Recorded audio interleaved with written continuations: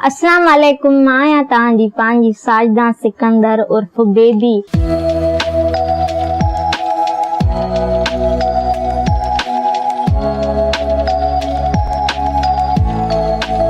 ऐं मां अॼु जंहिं प्रोग्राम में महिमान थी आहियां उन प्रोग्राम जो नालो आहे पंहिंजी कहाणी।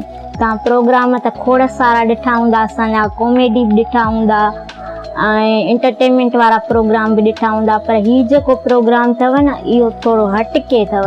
हटके इन लाइ त इन में कुझु अहिड़ियूं ॻाल्हियूं आहिनि जेके तव्हां असांजूं नथा ॼाणो। असांजा ॾुख सूर असां ऑन स्क्रीन ते ॿिया हूंदा आहियूं, हीअ माना सम्झो ऑफ स्क्रीन इंटरव्यू अथव। हर चैनल ते माना थोरो थी वियो आहे पेमेंट जो इशू। डायरेक्टरनि चयो त बाबा हाणे एतिरी पेमेंट न आहे।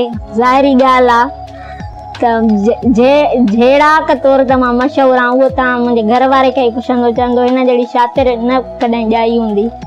जहिड़ा माना मुंहिंजो नेचर इहो अथव, जेसीं ताईं तव्हां माना मूंखे तपाईंदव न तेसीं ताईं आउं सही हूंदमि। हाणे तपाईंदव मूंखे त पोइ आउं जहिड़ो कंदी आहियां, बाक़ी हूअं मां न आहियां कंदी, ख़ाली पीली जहिड़ो न आहियां कंदी। मजबूरियूं घणियूं हुयूं, इन मां फील्ड में अचणु न पए चाहियो, छो त मुंहिंजो मां उहो माण्हू हुयमि जंहिं कॾहिं माना मां टिकटॉक जेके तव्हां सोशलाइज़ पहिरीं न हूंदी हुयमि, फेसबुक ते तस्वीर ई पाणी न रखंदी हुयमि।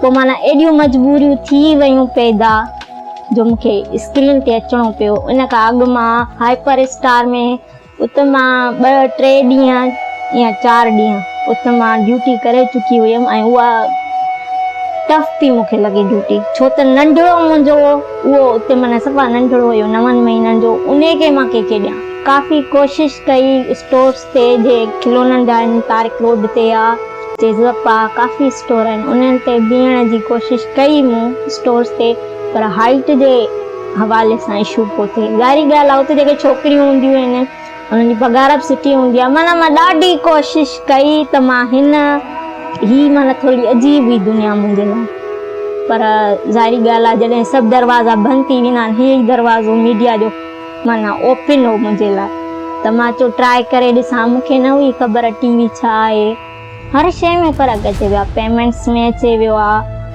ऐं ॿी ॻाल्हि रवैयनि में अचे वियो आहे।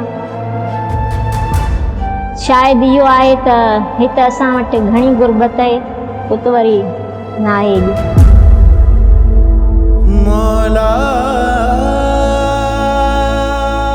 कॾहिं पंहिंजे पसंदि जी शादी न कजे, जेको माइट चवनि न उहो ई कयो।